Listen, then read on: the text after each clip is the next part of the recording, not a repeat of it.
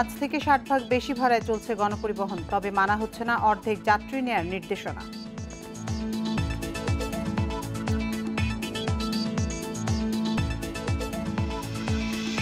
মানা হচ্ছে না করোনা রোধের নির্দেশনা। মাস্ক ছাড়াই বাজার ও রাস্তাঘাটে চলছে মানুষ, পদক্ষেপ নেই প্রশাসনের।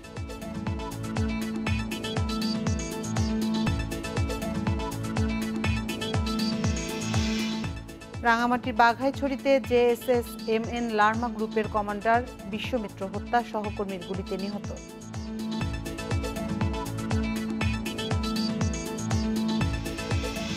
নিত্যপণ্যের লাগামহীন দামে দিশেহারা কম আয়ের মানুষ, রমজানের বাজার নিয়ে শঙ্কিত ভোক্তারা।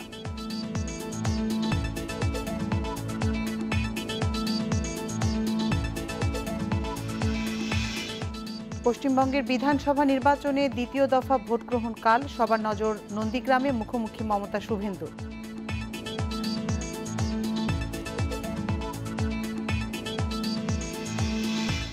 স্বাগত সকাল ৯টায় বিরতিহীন সংবাদে। আপনাদের সাথে আছে আমি আতিফ আঞ্জুমান এবং আমি আলী আশরাফ। শুনছিলেন শিরোনাম, জানাবো পুরো খবর।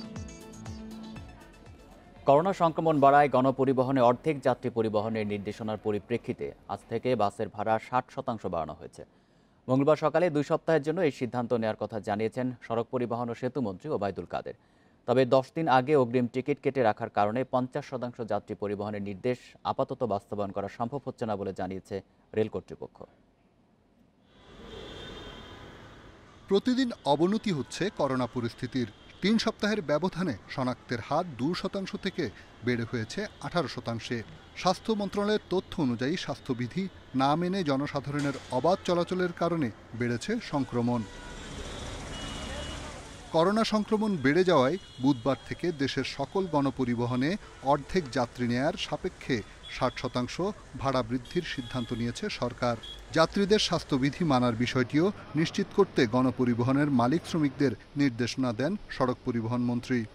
সরকারের নির্দেশনা অনুযায়ী গণপরিবহনে স্বাস্থ্যবিধি মেনে চলা, অর্ধেক আসন খালি রাখা, হ্যান্ড স্যানিটাইজার ব্যবহার, শতভাগ মাস্ক পরার শর্তে বাস ভাড়ার হার ৬০% বৃদ্ধি করা হয়েছে।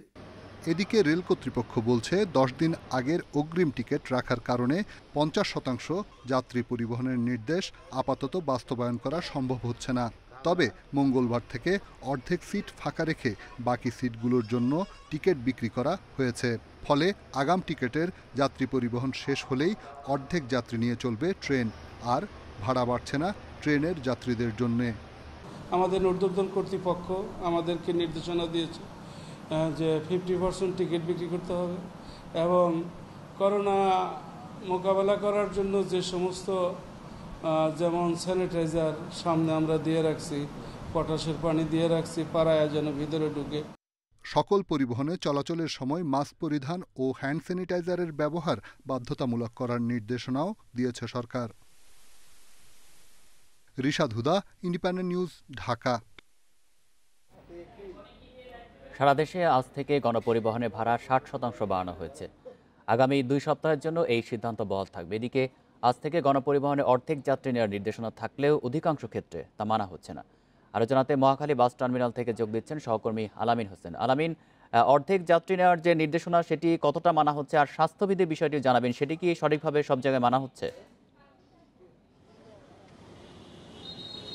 স্বাস্থ্যবিধি চরমভাবে উপেক্ষিত দূরপাল্লার পরিবহনের ক্ষেত্রে, বিশেষ করে ঢাকা ময়মনসিংহ, ঢাকা হালুয়া, ঢাকা কিশোরগঞ্জ এই রুটে যে বাসগুলো চলে তারা আসলে অর্ধেক আসন ফাঁকা রেখে টিকিট বিক্রি করছে বা ২ সিটে একজন যাচ্ছে, এরকম আমরা সকাল থেকে দেখেছি। পাশাপাশি আমরা এও দেখেছি সেখানে স্বাস্থ্যবিধি চরমভাবে উপেক্ষিত, শুধুমাত্র হ্যান্ড স্যানিটাইজ করা হয়েছে। স্বাস্থ্য অধিদপ্তরের পক্ষ থেকে এর আগে 13 দফা নির্দেশনা দেওয়া হয়েছিল। সেই 13 দফা নির্দেশনার একটি দফা ছিল যে আপনার সিট যেটি থাকবে সেটি মুড়িয়ে রাখা হবে পলিথিন দিয়ে, সেটির বাস্তবায়ন এখানে নেই। পাশাপাশি পরিবহন শ্রমিক যারা রয়েছেন, চালক হেল্পার যারা রয়েছেন, তারা কোনোভাবেই তাদের যে মাস্ক সেটি সঠিক স্থানে রাখছেন, অর্থাৎ নামকা অস্তে মাস্ক পরছেন, এরকম একটি বিষয় আমরা দেখেছি। আর যদি ঢাকার রুটের কথা আমরা যদি বলি, অভ্যন্তরীণ যে ঢাকার রুটে যেগুলো চলাচল করে যে বাস, তাদের আমরা বিশেষ করে আপনি জানেন 2 ধরনের বাস মূলত চলাচল করে। একটা হচ্ছে সিটিং সার্ভিস, আরেকটি হচ্ছে যেটা একদম লোকাল বলা হয় তাকে। সেই লোকালের কথা আমরা যদি ফাঁকা রেখে তো পরিবহন করবে, তারা কোনোভাবে মানছেন না। যদিও তারা 60% বেশি ভাড়া দিচ্ছে। আরেকটি বিষয় কিন্তু যারা মালিক পরিবহন যারা নেতৃত্ব রয়েছেন সেই পরিবহনের দেশে তারা এর বাইরে যারা রয়েছেন তারা আসলে পথ থেকে একাধিক যাত্রী তুলেন। এখান থেকে বাস টার্মিনাল থেকে হয়তো তিনি একটি আসন ফাঁকা রেখে গন্তব্যের উদ্দেশ্যে পৌঁছেছেন, কিন্তু পথে যদি যাত্রী পান সেক্ষেত্রে সেই যাত্রীকে তুলে নেওয়ার একটা অভিযোগও আমরা পেয়েছি। কথা হচ্ছে আসলে বিষয়টি দেখবে কে, দেখার দায়িত্ব হচ্ছে Bangladesh road transport authority BRTA, যাদের আসলে এটি দেখার কথা। তাদের এখানে ভ্রাম্যমাণ আদালত পরিচালনার কথা গতকালকে যেমনটা বলেছিলেন বাস মালিক পরিবহন সমিতি ঢাকা বাস মালিক পরিবহন সমিতির সাধারণ সম্পাদক খন্দকার নাইতুল্লাহ, তিনি বলেছিলেন যেখানে BRTA এর কর্তৃপক্ষের পক্ষ থেকে ভ্রাম্যমাণ আদালত পরিচালনা করার কথা, কিন্তু সকাল থেকে আমরা BRTA এর কোনো কর্মকর্তা বা BRTA এর সংশ্লিষ্ট কাউকে এখানে পাইনি যারা আসলে এই বিষয়টি মনিটরিং করার কথা। আরেকটি বিষয় আমি আপনাকে একটু জানিয়ে রাখতে চাই, সেটি হচ্ছে শুধুমাত্র গণপরিবহনের ক্ষেত্রে যে নির্দেশনা দেওয়া হয়েছে, অ্যাপস ভিত্তিক যে রাইডগুলো রয়েছে, বিশেষ করে মোটর সাইকেলে যারা চলাচল করে কিংবা বাইকে চলাচল করে, তারাও কিন্তু আসলে তাদের বিষয় কি হবে সেই বিষয়ে কিন্তু কোনো সিদ্ধান্ত দেওয়া হয়নি। দেখা যায় অ্যাপস ভিত্তিক যারা বাইকে চলেন, অর্থাৎ 2 জন থেকে 3 জন চলেন, তারা স্বাস্থ্যবিধি কতটুকু মানছেন, পাশাপাশি বসে একইভাবে যাচ্ছেন, সে বিষয়টি নিয়ে আসলে সরকারের পক্ষ থেকে সুস্পষ্ট কোনো বক্তব্য দেওয়া হয়নি। পাশাপাশি এই যাদের নিয়ন্ত্রণ করার কথা Bangladesh road transport authority BRTA, তাদেরও আসলে এই বিষয়ে কোনো নির্দেশনা এখন পর্যন্ত এই অ্যাপস ভিত্তিক যে সমস্ত মোটরসাইকেল চলাচল করে তাদের ক্ষেত্রে কোনো নির্দেশনা দেয়নি, যার কারণে সেটাও কিন্তু চলছে। অতএব যে 18 দফার নির্দেশনা, সেই নির্দেশনার মধ্যে গণপরিবহনের ক্ষেত্রে দূরপাল্লার যে বাসগুলো রয়েছে তারা অর্ধেক আসন ফাঁকা রেখে চললেও স্বাস্থ্যবিধি সেখানে চরমভাবে উপেক্ষিত রয়েছে। আমরা দেখেছি এখানকার কাউন্টারগুলোতে বিশেষ করে সেখানে তারা একটি স্লোগান দিয়েছে, নো মাস্ক নো সার্ভিস, কিন্তু সেই কাউন্টারে যারা বসছেন তারা আসলে মাস্ক ব্যবহার করছেন না। পাশাপাশি সামাজিক দূরত্ব মেনে আসলে টিকিট বিক্রি করার কথা, টিকিট কেনার কথা, সেক্ষেত্রে আমরা যাত্রীদের মধ্যেও দেখেছি তারা একজনের গায়ের উপর আর একজন উঠে টিকিট কিনছেন, চরমভাবে উপেক্ষিত। কোনো নির্দেশনা গণপরিবহনের ক্ষেত্রে কোনো নির্দেশনাই কাজে আসছে না। মহাখালী থেকে জানাচ্ছিলেন সহকর্মী আলামিন হোসেন। করোনা সংক্রমণ ব্যাপকভাবে বাড়লেও স্বাস্থ্যবিধি মানাসহ সরকারের 18 দফা নির্দেশনা মেনে চলছেন না অধিকাংশ মানুষ। নির্দেশনা প্রয়োগে মাঠ পর্যায়ে দেখা যায়নি প্রশাসনের তৎপরতা। এই পরিস্থিতিতে স্বাস্থ্যবিধি নিশ্চিতে নজরদারি বাড়ানোর উপর জোর দিয়েছেন জনস্বাস্থ্য বিশেষজ্ঞরা। করোনা সংক্রমণ বাড়ায় বাজার, শপিং মল, গণপরিবহনে অর্ধেক আসন ফাঁকা রাখা ও জনসমাগম সীমিত করা সহ 18 দফা নির্দেশনা জারি করে সরকার। এরই মধ্যে টানা 2 দিন দেশে করোনা শনাক্ত হয়েছে 5000-এর বেশি। তবে রাজধানীর কাঁচা বাজারগুলোয় মাস্ক ছাড়াই চলাফেরা করছেন বেশিরভাগ মানুষ। মানছে না সামাজিক দূরত্ব, এ বিষয়ে এক একজন দিচ্ছেন এক এক অজুহাত। যে আমাদের মাস্ক সাথে নিয়ে চলাচল করা দরকার, কারণ এই মুহূর্তে করোনা পরিস্থিতি অনেক বেড়ে গেছে। না আমি ওই মাস্ক প্রযুক্তিটার সাথে কথা বলার জন্য বাথরুমে গেছিলাম, যে এই জন্য। এটা কি আপনার নিজের জন্য পড়া উচিত না? হ্যাঁ। কতটা দরকার বলেন তো? গুরুত্বপূর্ণ দরকার। মাস্ক ফিরে পড়ে গেছে তো, মাস্ক কিনবে এখন। সবজি, মাছ, মুদি, ফল বিক্রেতা সহ অধিকাংশ দোকানদারের মুখেই নেই মাস্ক, আর কেউ কেউ মাস্ক পরলেও তা নেই সঠিক স্থানে। এদিকে স্বাস্থ্যবিধি মানা হচ্ছে না রাজধানীর গণপরিবহনেও। মাস্কবিহীন যাত্রী তোলার পাশাপাশি নেই জীবাণুমুক্ত করার কোনো ব্যবস্থা। তবে মালিকপক্ষ বলছে বুধবার থেকে মেনে চলা হবে করোনা সতর্কতার সব নির্দেশনা। মাস্ক ছাড়া যেন কোনো যাত্রী গাড়িতে উঠতে না পারে, এই বিষয়গুলো নজর রাখার জন্য এবং 50% যাত্রী নিয়ে চলাচল করার জন্য আমরা এই নির্দেশনা দিয়েছি। আমরা আশা করি আগামীকালকে থেকে এই ব্যবস্থা কার্যকর হবে। করোনা মহামারীর বিষয়ে জনস্বাস্থ্যবিদরা বলছেন, সংক্রমণ নিয়ন্ত্রণে শুধু প্রজ্ঞাপন জারি করলেই চলবে না। স্বাস্থ্যবিধি মানার বিষয়টি নিশ্চিত করতে প্রশাসনের নজরদারি বাড়াতে হবে। দ্রুত ব্যবস্থা না নেওয়া হলে দেশে করোনা পরিস্থিতি আরও ভয়াবহ রূপ নিতে পারে। আমি মনে করি সরকারের শুধু প্রজ্ঞাপন জারি নয়, আইন প্রয়োগকারী সংস্থার মাধ্যমে এই সবাইকে, শুধু গণপরিবহন নয়, সর্বক্ষেত্রে জনসাধারণকে স্বাস্থ্যবিধি মানতে বাধ্য করতে হবে। এদিকে চিকিৎসকরা বলছেন, করোনা রোগী বাড়ায় হাসপাতালগুলোয় আইসিইউ বেড ও অক্সিজেনের চাহিদা অনেক গুণ বেড়ে গেছে। সংক্রমণের লাগাম টেনে ধরা না গেলে রোগীর চাপে ভেঙে পড়তে পারে চিকিৎসা ব্যবস্থা। Al Amin Hossain, independent news, Dhaka. Corona সংক্রমণ রোধে সরকারের 18 নির্দেশনা মানা হচ্ছে না ঢাকার বাইরেও। মাস্ক ছাড়াই দোকানপাট থেকে শুরু করে রাস্তাঘাটে চলাচল করছে মানুষ। গণপরিবহনেও মানা হচ্ছে না সামাজিক দূরত্বের বিষয়টি। এই অবস্থায় সরকারি নির্দেশনা ও স্বাস্থ্য সুরক্ষা নিশ্চিতে স্থানীয় প্রশাসনের তেমন পদক্ষেপ দেখা যায়নি কোথাও। করোনার দ্বিতীয় ঢেউ যখন ঊর্ধ্বমুখী, তখন সংক্রমণ ছাড়িয়েছে অতীতের সব রেকর্ড। এমন পরিস্থিতিতে সংক্রমণ রোধে সরকার 18টি নির্দেশনা জারি করে, তবে বেশিরভাগ স্থানেই তা উপেক্ষিত। চট্টগ্রাম নগরীর বিভিন্ন এলাকা মাস্ক ছাড়াই ঘুরে বেড়াচ্ছে মানুষ। গণপরিবহনে গাদাগাদি করেই নেওয়া হচ্ছে যাত্রী। স্বাস্থ্যবিধি সহ সরকারের নির্দেশনার বিষয়ে সবার যুক্তিও ভিন্ন। এখন ওরা মুখে লাগাইতেছে না, এখন আমরা তো কয়েকজনে বললে তো হবে না, এলে তো সবার থেকে সচেতন হতে হবে। আমরা শুনছিলাম 5 জন টানার জন্য, এখনো নির্ধারিত সময়টা আমাদের সংগঠন থেকে বলা হয়নি। সংক্রমণ রোধে স্বাস্থ্যবিধি মানতে বরিশালের মানুষের মাঝেও দেখা গেছে চরম অনীহা। আর প্রশাসনের কোনো তদারকি না থাকায় সরকারি নির্দেশনা নিয়েও উদাসীন মানুষ। করোনাকালীন অর্ধেক প্যাসেঞ্জার নেওয়ার কোনো ঘোষণা আমি এখনো পাইনি। ঘোষণা পাইলে আমি পরবর্তী অর্ধেক প্যাসেঞ্জার নেব। সরকার নির্দেশনার পরেও বগুড়ায় হাটবাজারগুলোর পাশাপাশি জনবহুল এলাকায় আগের মতোই চলাফেরা করছেন মানুষ। করোনা সংক্রমণ নিয়ে কোনো মাথা ব্যথা নেই কারো। আর মাছ আছে কিন্তু পকেটটা বাসায় রাখিয়ে আছি, নিষেধ আটকে আসে থেকে সব করতে পারেন। খুলনায় সরকারি নির্দেশনার কোনোটি কার্যকর হয়নি। পরিবহন শ্রমিকরা বলছেন তাদের সমিতি থেকে কোনো নির্দেশনা না আসায় আগের মতোই যাত্রী পরিবহন করছেন তারা। একই অবস্থা রাজশাহী, সিলেট, রংপুর সহ অন্যান্য শহরগুলোতেও। দূরপাল্লার বাস সহ বিভিন্ন যানবাহনে যাত্রী চলাচল করছেন আগের মতোই। স্বাস্থ্যবিধি উপেক্ষিত হলেও এ নিয়ে স্থানীয় প্রশাসনের কোনো তৎপরতা দেখা যায়নি। Abu Noman, independent news desk. DNCC corona isolation সেন্টারকে 1200 শয্যার করোনা হাসপাতালে রূপান্তরিত করা হচ্ছে। থাকছে 51টি আইসিইউ ও 171টি এইচডিও সুবিধা। রোজার আগেই এই হাসপাতালে করোনা রোগী ভর্তি শুরু হবে বলে জানিয়েছেন কর্তৃপক্ষ। মার্চে আশঙ্কাজনক হারে বেড়েছে করোনা রোগী। সরকারি হাসপাতালে চলছে আইসিইউ সংকট। কিছুদিন আগে 5টি সরকারি হাসপাতাল জরুরি ভিত্তিতে প্রস্তুত করার নির্দেশনা দিয়েছে স্বাস্থ্য মন্ত্রণালয়। এরই অংশ হিসেবে ডিএনসিসি করোনা আইসোলেশন সেন্টারকে এখন হাসপাতালে রূপান্তরিত করা হচ্ছে। গত বছর রাজধানীর মহাখালী ডিএনসিসি মার্কেটকে অস্থায়ী করোনা আইসোলেশন সেন্টার হিসেবে প্রস্তুত করা হয়, সেটি আর ব্যবহার হয়নি। বর্তমানে সেন্টারটি বিদেশগামী যাত্রীদের করোনা পরীক্ষার জন্য নমুনা সংগ্রহ করা হচ্ছে। প্রাথমিকভাবে 200 থেকে 250 শয্যা চালু করা হবে। ধীরে ধীরে সেটি 1200 শয্যার করোনা হাসপাতাল হবে।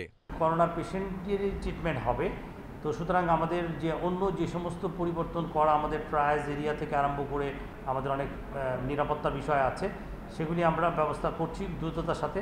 ভারী যন্ত্রপাতি, আমাদের মেডিসিন এবং অন্য যে বিভিন্ন ধরনের আমাদের যে সমস্ত জিনিস প্রয়োজন হবে, আমরা সেগুলোর জন্য চিঠি দিয়েছি, সেগুলি নিয়ে কাজ চলছে। আমরা হয়তো আশা করছি যে আগামী 2-3 দিনের মধ্যেই আমাদের এরা আসা শুরু করবে। করোনা চিকিৎসার জন্য নির্ধারিত হাসপাতালটি প্রস্তুত করতে জোর কাজ চলছে। আইসিইউ সুবিধা পাওয়া যাবে এই হাসপাতালে। চিকিৎসক, নার্স সহ প্রয়োজনীয় জনবল নিয়োগের প্রক্রিয়া চলছে বলে জানান কর্তৃপক্ষ। সেন্ট্রাল অক্সিজেন লাইন লাগাইতে হচ্ছে, এটাও আমরা কিন্তু করছি। ওটা অনেকখানি করা ছিল, ওটা এখন শেষ করা হবে। তো সেগুলি সব মিলে আমরা ধরছি যে উইদিন 10 ডেজ, আফটার 10 ডেজ আমরা অ্যাটলিস্ট রুগী নেওয়া শুরু করতে পারবো, এবং সেখানে আইসিইউ পেশেন্ট যেগুলো হবে তাদের যাতে নিতে পারি সেইভাবে আমরা একটা প্রস্তুতি নিচ্ছি। 1200 শয্যার এই হাসপাতাল চালু হলে অনেকটা চাপ কমবে অন্য সরকারি হাসপাতালে। Mahmudul Hasan, independent news, Dhaka. যুক্তরাজ্য ও ইউরোপ থেকে আসা প্রবাসীদের 14 দিনের প্রাতিষ্ঠানিক কোয়ারেন্টিনে থাকার নির্দেশ দিয়েছে বেসামরিক বিমান পরিবহন কর্তৃপক্ষ বেবিচক। আজ থেকে এই নিয়ম কার্যকর। বিজ্ঞপ্তিতে জানানো হয়েছে তাদেরকে সরকারের ব্যবস্থাপনায় বা হোটেলে নিজ খরচে কোয়ারেন্টিনে থাকতে হবে। অন্যান্য দেশ থেকে আসা যাত্রীদের বিমানবন্দরে করোনা ধরা না পড়লে তাদেরকে বাড়িতে কোয়ারেন্টিনে থাকতে হবে, আর করোনা ধরা পড়লে তাদেরকেও প্রাতিষ্ঠানিক কোয়ারেন্টিনে থাকতে হবে। এছাড়া বিদেশগামী সব যাত্রীকে 72 ঘন্টার মধ্যে করা করোনা পরীক্ষার সনদ দেখাতে হবে।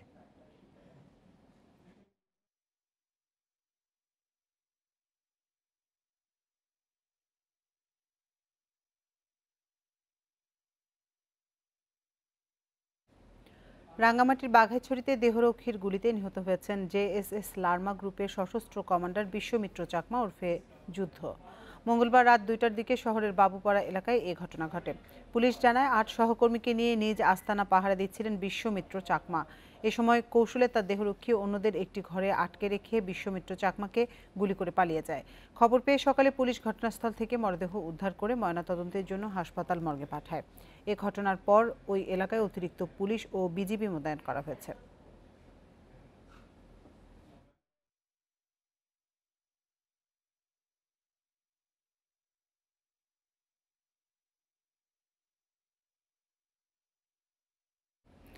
রাঙামাটির বাঘাছড়িতে জেএসএস এমএন লার্মা দলের সশস্ত্র কমান্ডার বিশ্বমিত্র চাকমা ওরফে যুদ্ধ সহকর্মী গুলিতে নিহত হয়েছে। এই নিয়ে আরও খবর জানাতে রাঙামাটি থেকে যোগ দিয়েছেন সহকর্মী হিমেল চাকমা। হিমেল, বিশ্বমিত্র চাকমা ওরফে যুদ্ধকে হত্যার বিষয়ে পুলিশ কি বলছে, আর এই ঘটনায় অভিযুক্তকে আটক করা হয়েছে কিনা, কোনো মামলা হয়েছে কিনা?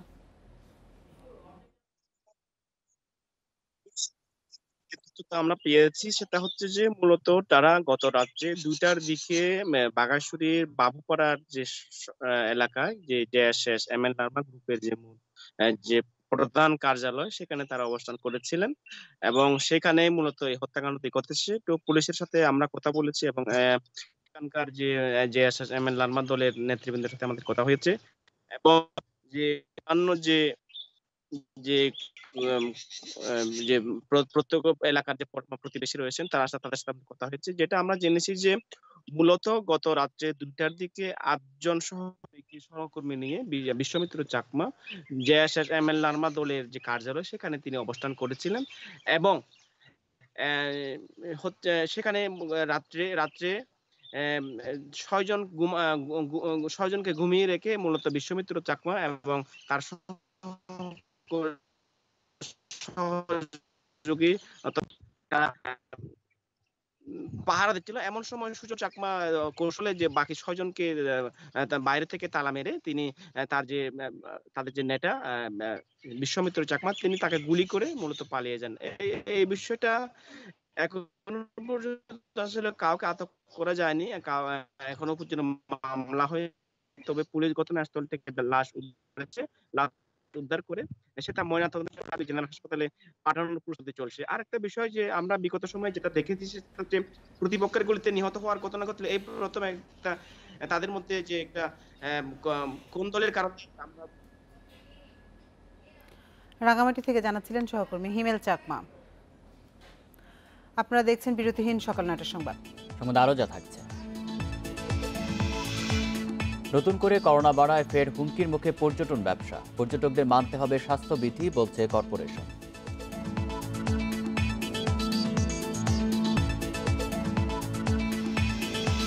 সিদ্ধান্তের 7 মাস পরেও উন্নীত হয়নি প্রাথমিক শিক্ষকদের বেতন গ্রেড। স্কুল খুললেই সিদ্ধান্ত কার্যকরের আশ্বাস।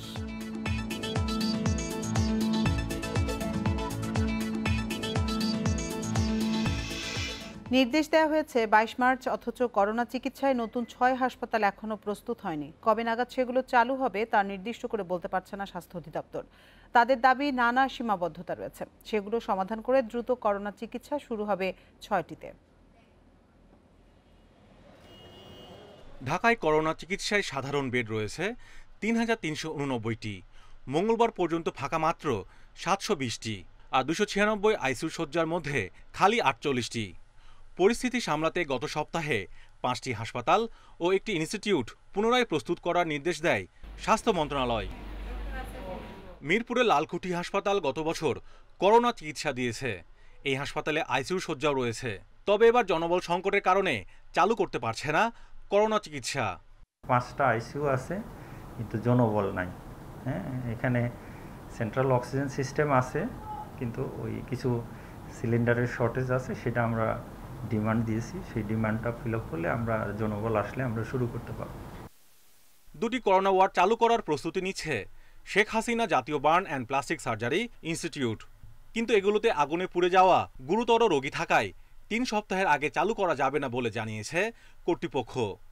বানের আসলে একটা অপারেশন করলো, পরবর্তীতে অপারেশন করার পরও আমাদের 2 সপ্তাহ লাগে তাকে রাখার জন্য। মানে এই জন্য আমরা দেখছি যে 3 সপ্তাহ আগে আসলে আমরা ওই 2টা ওয়ার্ড প্রিপেয়ার করতে পারবো না। সোহরাওয়ার্দী হাসপাতালে করোনা রোগীর জন্য 100 শয্যা রয়েছে, বাড়ানো হচ্ছে আরও 100। তবে এই হাসপাতালেও রয়েছে জনবল সংকট। করোনা এবং নন করোনা দুইটাই যেহেতু সমানভাবে চলমান, এই জন্য আমাদের জনবল দরকার। ওনারা আমাদের আশ্বস্ত করেছেন, আমরা অলরেডি চিঠি দিয়েছি, আমাদের কিছু কিছু জনবল অলরেডি দিচ্ছে আর কিছু কিছু জনবল আমাদের অলরেডি দিবেন ইনশাল্লাহ। এছাড়া বন্ধ হয়ে যাওয়া অন্য হাসপাতালেও রয়েছে নানান সীমাবদ্ধতা। কোনোটারই আসলে নির্দিষ্ট তারিখ বলা সম্ভব নয়। পর্যায়ক্রমে আমরা আইসিইউ বেড, সাধারণ বেড, হাসপাতাল, কোভিডের জন্য নির্দিষ্ট করা হাসপাতালের সংখ্যা বাড়ানো, এগুলো নিয়ে কিন্তু আমরা নিয়মিত কাজ করে যাচ্ছি। এই 6টি চালু হলে করোনা চিকিৎসায় আরও 1,500 সাধারণ ও 62টি আইসিইউ শয্যা বাড়বে। Mahmudul Hasan, independent news, Dhaka. সিদ্ধান্তে 7 মাস পার হলেও প্রাথমিক বিদ্যালয়ের সহকারী শিক্ষকদের বেতন 13তম গ্রেডে উন্নীত হয়নি। বিষয়টি নিয়ে হতাশ প্রাইমারি স্কুলের শিক্ষকেরা। প্রাথমিক ও গণশিক্ষা মন্ত্রণালয় বলছে, বিদ্যালয় খোলার পরেই শিক্ষকদের এই সুবিধা দেওয়া শুরু হবে। 3.5 লাখ শিক্ষক এই সুবিধা পাবেন। দীর্ঘদিন ধরে প্রাথমিক বিদ্যালয়ের সহকারী শিক্ষকরা বেতন 11তম গ্রেডে করার দাবি জানিয়ে আসছিলেন। তারা রাজপথে আন্দোলনও করেন বেশ কয়েক দফা। পরবর্তীতে গত বছরের আগস্টে সহকারী শিক্ষকদের বেতন গ্রেড 15 থেকে 13তম গ্রেডে উন্নীত করা হয়, কিন্তু এখন পর্যন্ত সেই সুবিধা পায়নি প্রাথমিক স্কুলের শিক্ষকরা। সেই সঙ্গে শিক্ষকরা বলছেন, সফটওয়্যার জটিলতার কারণে যারা স্নাতক পাস শিক্ষক শুধু তাদেরই গ্রেড পরিবর্তনের তথ্য দেয়া যাচ্ছে, বাকিদের তথ্য দেয়া যাচ্ছে না। এরকম 1.5 লাখ শিক্ষকের তথ্য এখনও দেয়া সম্ভব হয়নি। এই সমস্যার দ্রুত সমাধান চান তারা। সকল শিক্ষক আইবাস প্লাস প্লাসের সফটওয়্যারের জটিলতার কারণে এ আওতায় আসছে না। সকল শিক্ষককে যেন 13তম গ্রেডের আওতায় আনা হয় এবং প্রধান শিক্ষকদের টাইম স্কেলের জটিলতা নিরসন করা হয়, তার জন্য জোর দাবি জানাচ্ছি। এদিকে প্রাথমিক ও গণশিক্ষা মন্ত্রণালয় বলছে, বেতন গ্রেড 13তমতে উন্নীত করার কাজ প্রায় শেষ পর্যায়ে। বিদ্যালয় খোলার পরপরই শিক্ষকরা এই সুবিধা পাওয়া শুরু করবেন।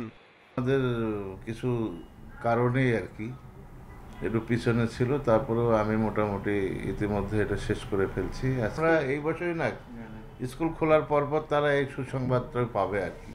সারা দেশে 65,000 প্রাথমিক বিদ্যালয়ে 3.5 লাখের বেশি শিক্ষক আছেন। নূরে আলম, ইন্ডিপেন্ডেন্ট নিউজ, ঢাকা।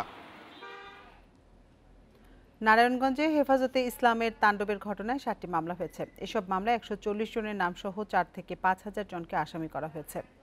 সোমবার রাতে এসব মামলা হয়েছে বলে জানিয়েছেন পুলিশ সুপার জায়েদুল আলম। এর মধ্যে সিদ্ধিরগঞ্জ থানায় 5টি ও রূপগঞ্জ থানায় 1টি মামলা করেছে পুলিশ। এছাড়া র্যাব বাদী হয়ে সিদ্ধিরগঞ্জ থানায় আরেকটি মামলা করেছে।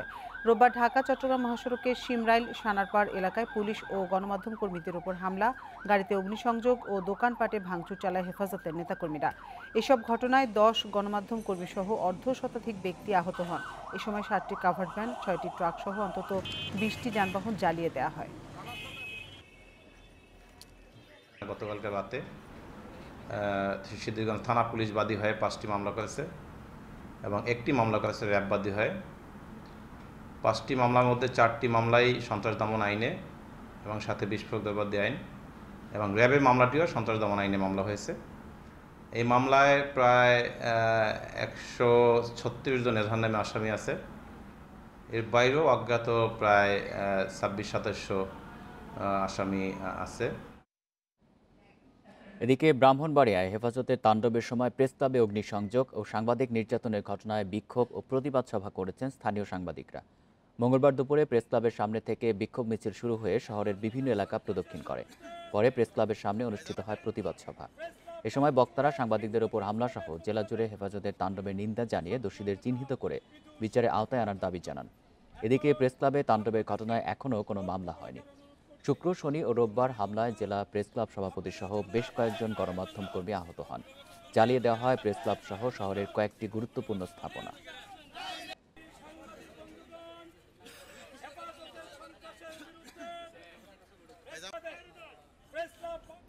কিশোরগঞ্জ ও নওগাঁয় পুলিশের সঙ্গে বিএনপি সংঘর্ষ হয়েছে। এতে আহত হয়েছে পুলিশসহ অর্ধশতাধিক মানুষ। মির্জা ফখরুলের দাবি, কয়েকদিনে বিএনপির বিক্ষোভ সমাবেশে হামলায় দলের 40 নেতাকর্মী গুলিবিদ্ধ হয়েছে। রাজধানীতে মঙ্গলবার সংবাদ সম্মেলনে তিনি আরও বলেন, হেফাজতের সঙ্গে বিএনপির কোনো সম্পর্ক নেই, শুধু হত্যাকাণ্ডের প্রতিবাদ করছে বিএনপি।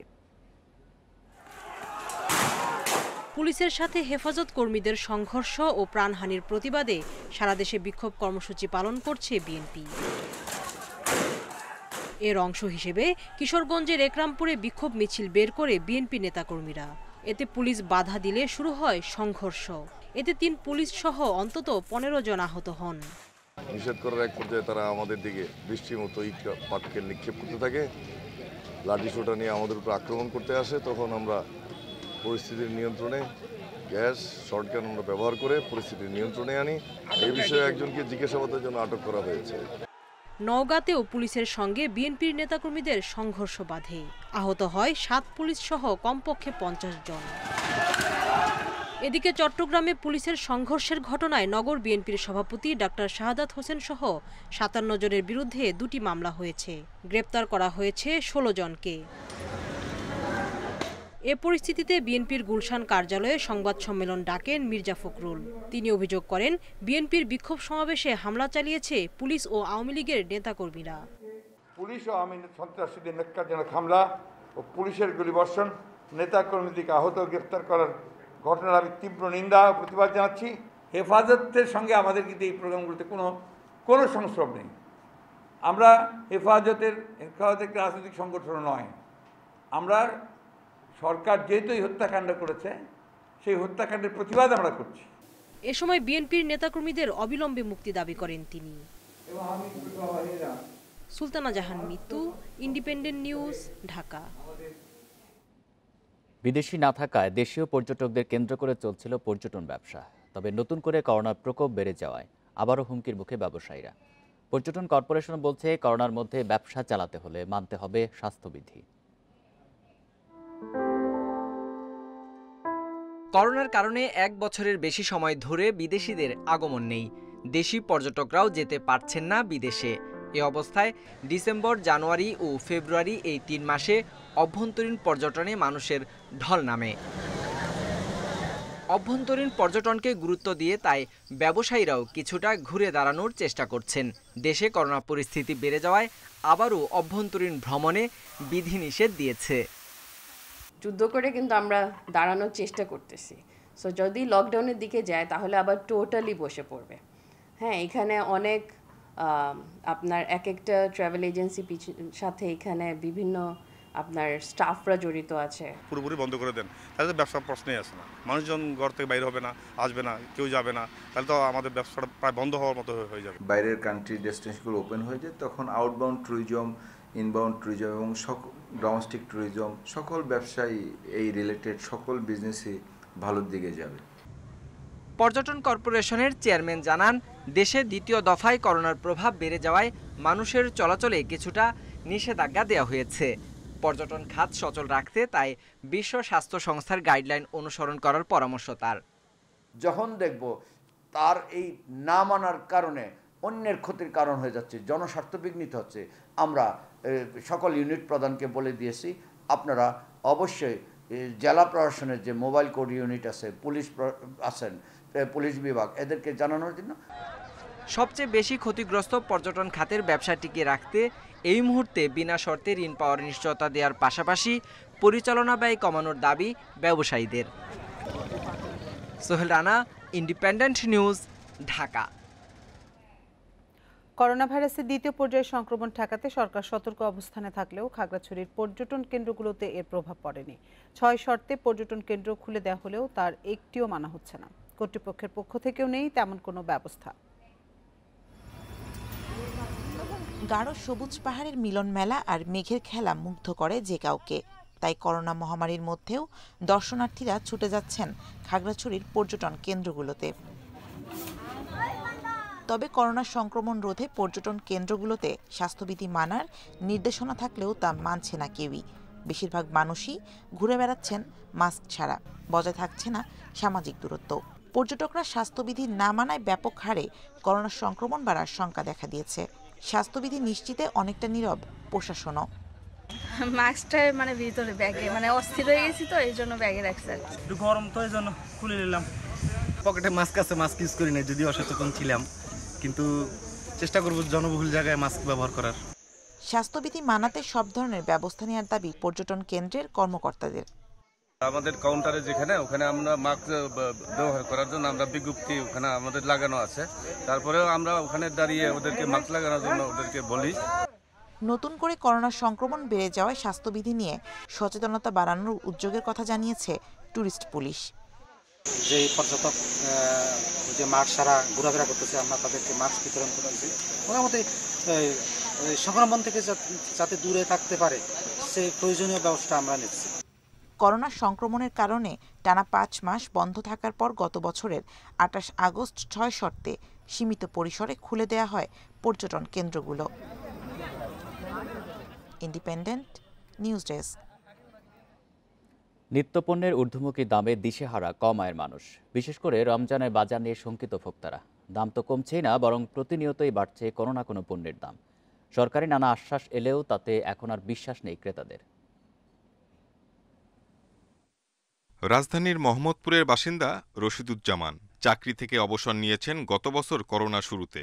চাকরি না থাকলেও প্রতি মাসে মেটাতে হচ্ছে গ্যাস, বিদ্যুৎ বিল সহ নিয়মিত বাজার খরচ।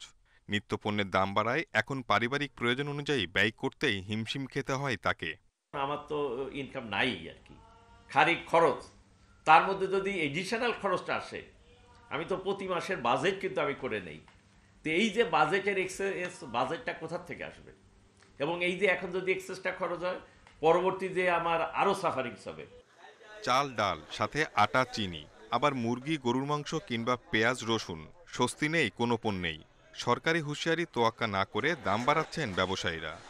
মোটা চাল কিনতে হচ্ছে প্রায় 50 টাকা কেজি দরে। সয়াবিন তেলের লিটার এখন 140 টাকা। টিসিবির হিসাবে এক বছরে দাম বেড়েছে 34%। টোটালি আউট অফ কন্ট্রোল, যেটা প্রতি বছরই আমরা দেখি, এখনও দেখছি। এ ব্যাপারে যারা ক্রেতা, ইভেন যারা বিক্রেতা, ব্যবসায়ী, তাদেরও সচেতন হওয়া উচিত। ভোক্তা অধিকার নিয়ে কাজ করা সংগঠন ক্যাব বলছে, করোনার সময়ে মানুষের আয় কমলেও ব্যয় কমেনি, বরং নিত্যপণ্যের দামের ঊর্ধ্বমুখী প্রবণতা চাপে ফেলেছে স্বল্প আয়ের মানুষকে।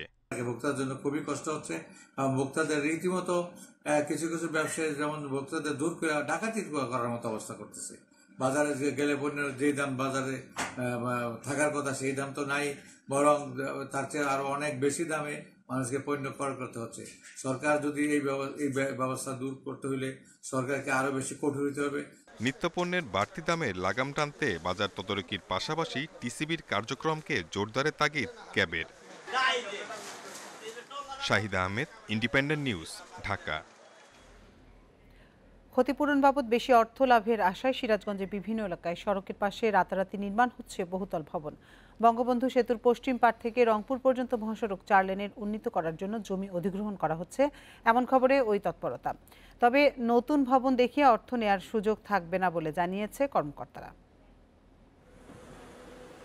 বঙ্গবন্ধু সেতুর পশ্চিম পাড় থেকে রংপুর পর্যন্ত 2 লেনের মহাসড়কটি 4 লেনে উন্নীত হচ্ছে। এ উপলক্ষে সিরাজগঞ্জের হাটিকুমরুল এলাকা সহ মহাসড়কটির দুপাশে বিভিন্ন স্থানে জমি অধিগ্রহণ করছে সরকার।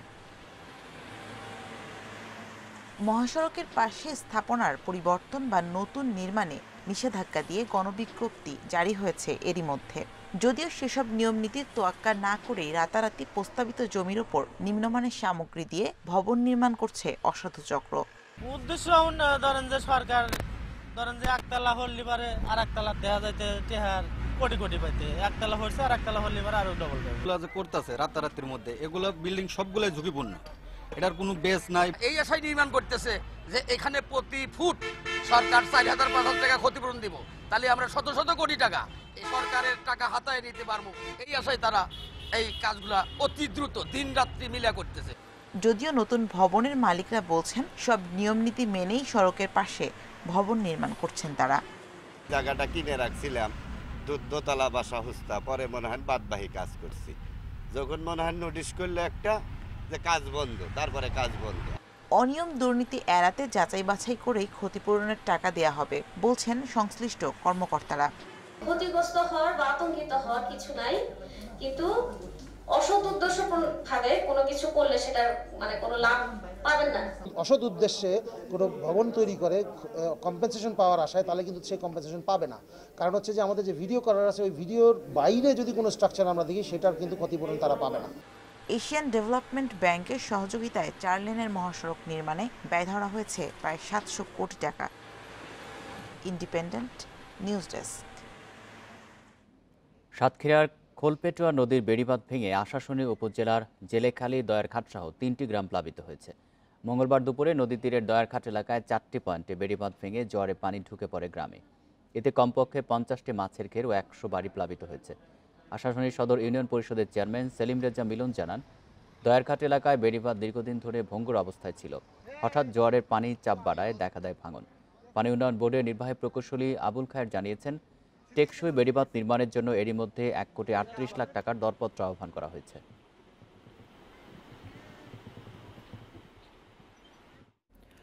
সৌরচালিত পাতকুয়ার মাধ্যমে সেচ নিশ্চিতে সরকারের উদ্যোগ ব্যর্থ হতে বসেছে শেরপুরে। সংস্কার না হওয়ায় নির্মাণের বছর খানেক পর থেকেই অকেজো হয়ে আছে 2 উপজেলায় নির্মিত 23টি ডাগওয়েল।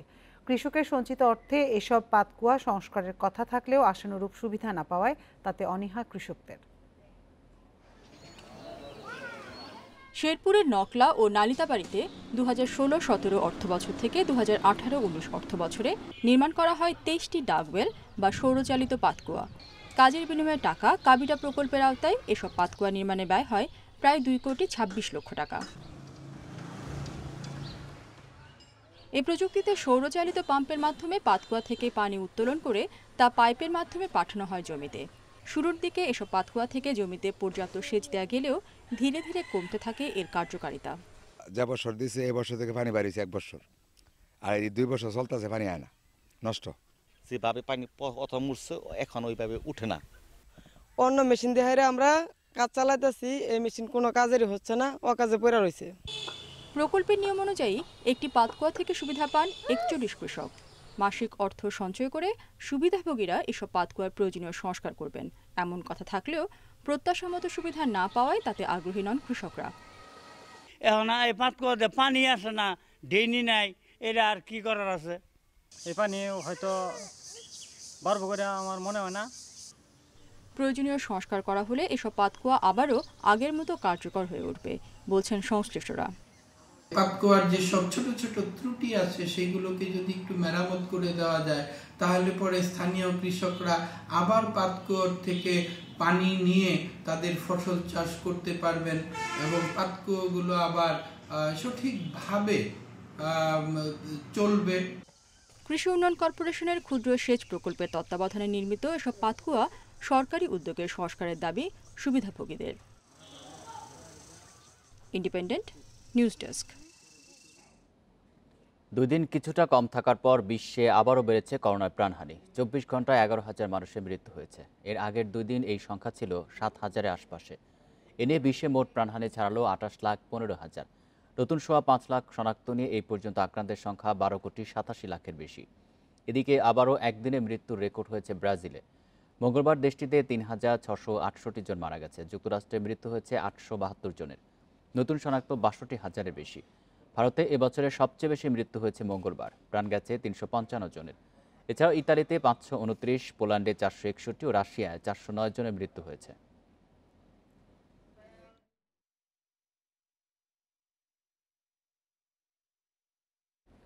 গবেষণাগার থেকে করোনা ছড়ায়নি বলে বিশ্ব স্বাস্থ্য সংস্থার নতুন প্রতিবেদনের যে খসড়া প্রকাশ্যে এসেছে তার সমালোচনা করেছে যুক্তরাষ্ট্রসহ আরও 12 দেশ। এক যৌথ বিবৃতিতে এ বিষয়ে আরও স্বচ্ছ ও নিরপেক্ষ তদন্তের আহ্বান জানিয়েছে হোয়াইট হাউস। এতে বলা হয়, বিশ্বের সব নাগরিকদেরই করোনা নিয়ে সঠিক ও স্পষ্ট তথ্য জানা জরুরি। এদিকে গবেষণাগার থেকে করোনার উৎপত্তি হয়েছে কিনা সে বিষয়ে নিশ্চিত হতে আরও সময় ও পরীক্ষা নিরীক্ষার প্রয়োজন বলে জানিয়েছে বিশ্ব স্বাস্থ্য সংস্থা। এর আগে চীনের সাথে যৌথ তদন্তের পর বাদুড় থেকে মানুষের মধ্যে করোনা সংক্রমিত হয়েছে এমন তথ্য দিয়ে 120 পৃষ্ঠার প্রতিবেদন প্রকাশ করে সংস্থাটি।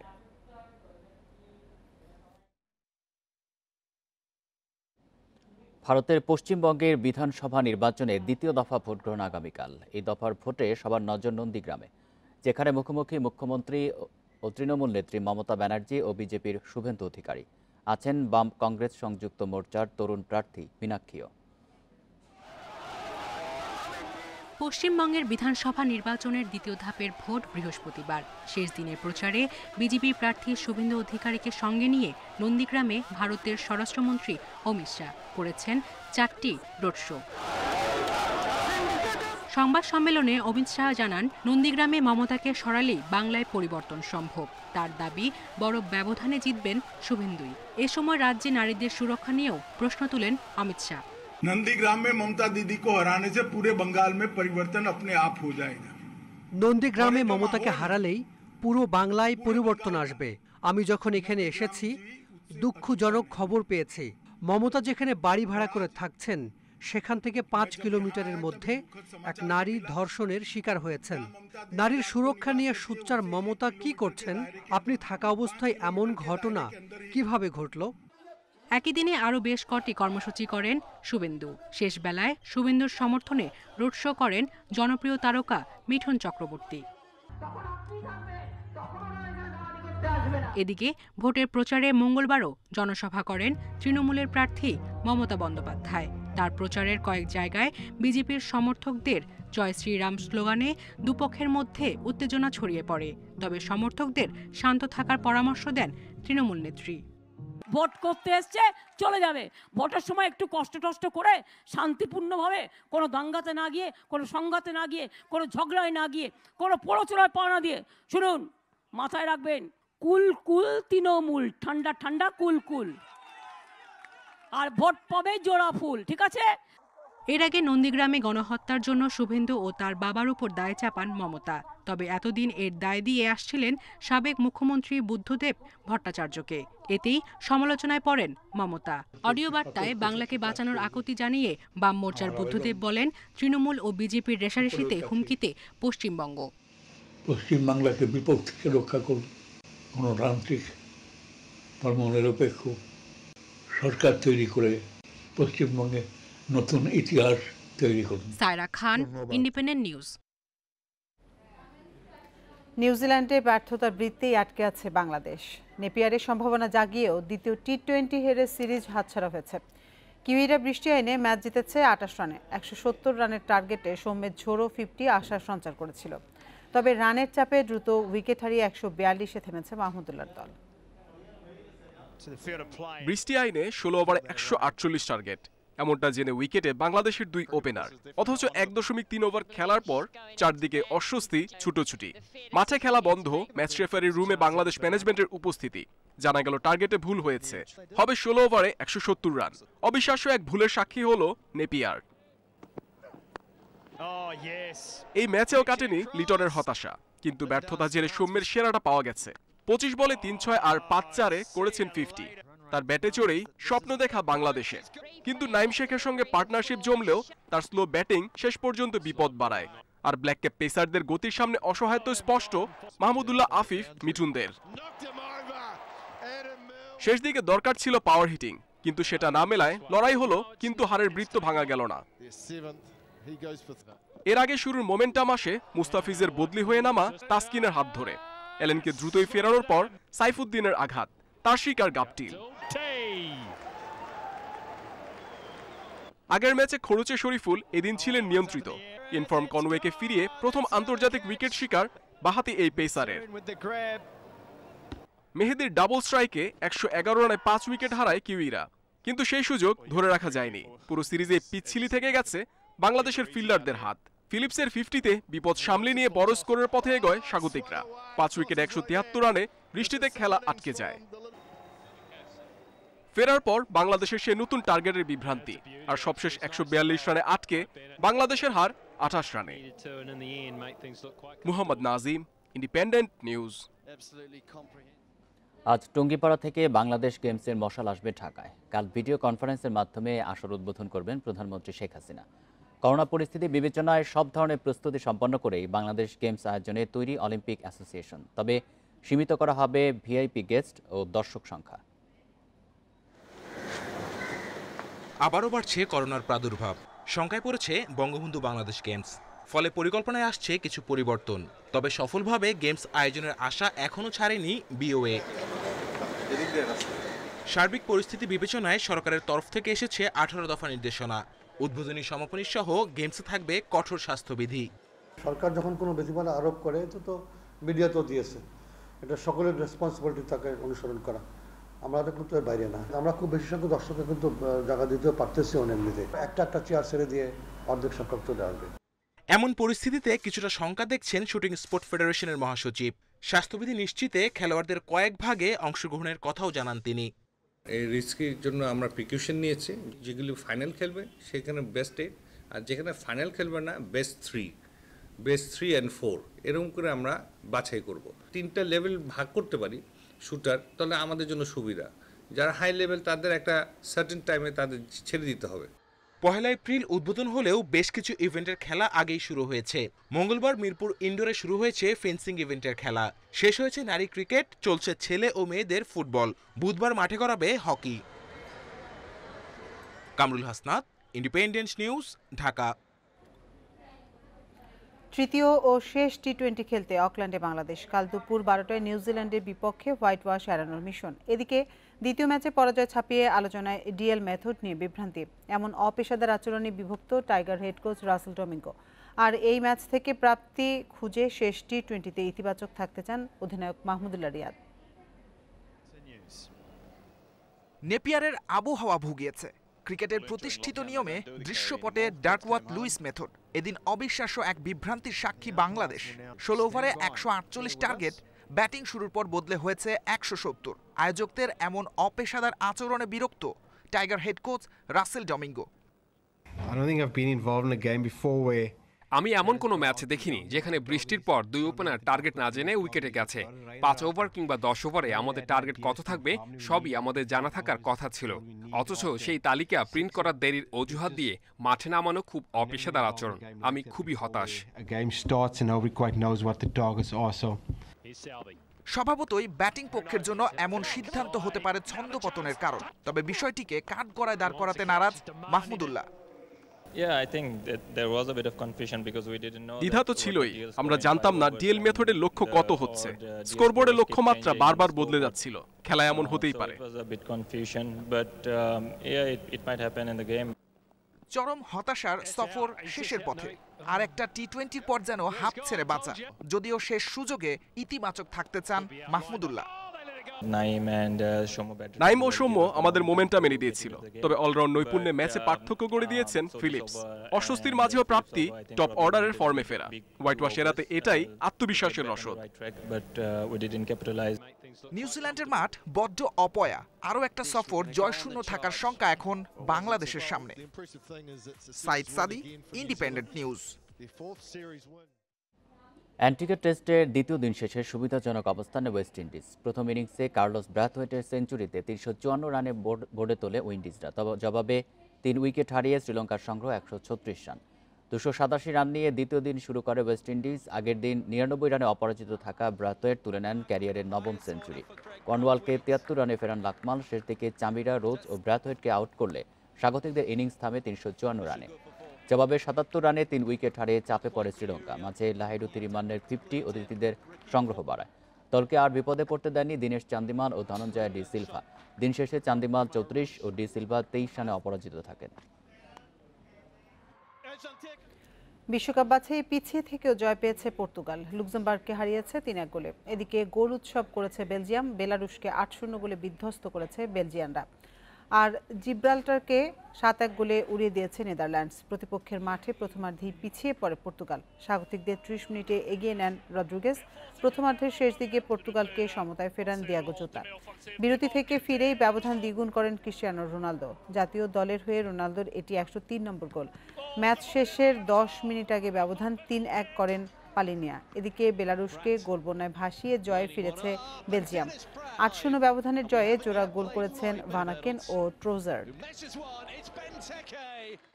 ডান হাঁটুর চোটে 4 সপ্তাহের জন্য মাঠের বাইরে রবার্ট লেভানডস্কি। তাতে বড় ধাক্কা খেয়েছে বায়ার্ন মিউনিখ। কারণ চ্যাম্পিয়ন্স লিগের কোয়ার্টার ফাইনালে পিএসজির বিপক্ষে ইনফর্ম ফরওয়ার্ডকে পাচ্ছে না জার্মান চ্যাম্পিয়নরা। বিশ্বকাপ বাছাইয়ে গত রোববার অ্যান্ডোরার বিপক্ষে ম্যাচে চোটে পড়েন লেভানডস্কি। দ্বিতীয়ার্ধে অস্বস্তি নিয়ে মাঠ ছাড়েন পুলিশ তারকা। পরদিন জানা যায় লেভানডস্কি মাঠের বাইরে থাকবেন অন্তত 10 দিন। তবে স্ক্যানের পর বায়ার্ন জানিয়েছে সেরে উঠতে আরও সময় লাগবে। পিএসজির বিপক্ষে 2 লেগের খেলা 7 ও 13 এপ্রিল। এছাড়া বুন্দেসলিগায় আগামী 3 ম্যাচ মিস করবেন। চলতি মৌসুমে সব প্রতিযোগিতা মিলিয়ে এখন পর্যন্ত 42 গোল করেছেন লেভানডস্কি। শেষ করব বিরতিহীন ইন্ডিপেন্ডেন্ট সংবাদ। তবে যাবার আগে শিরোনামগুলো জানিয়ে দেব আরেকবার।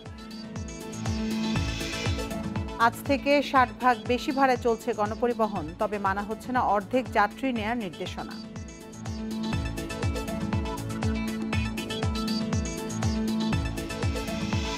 মানা হচ্ছে না করোনা রোধের নির্দেশনা। মাস্ক ছাড়াই বাজার ও রাস্তাঘাটে চলছে মানুষ। পদক্ষেপ নেই প্রশাসনের।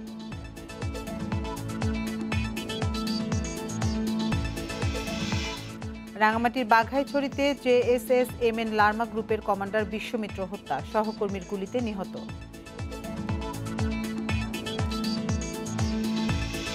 নিত্যপণ্যের লাগামহীন দামে দিশেহারা কম আয়ের মানুষ।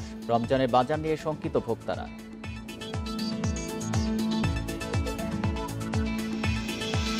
পশ্চিমবঙ্গের বিধানসভা নির্বাচনে দ্বিতীয় দফা ভোট গ্রহণ কাল, সবার নজর নন্দীগ্রামে মুখোমুখি মমতা শুভেন্দু।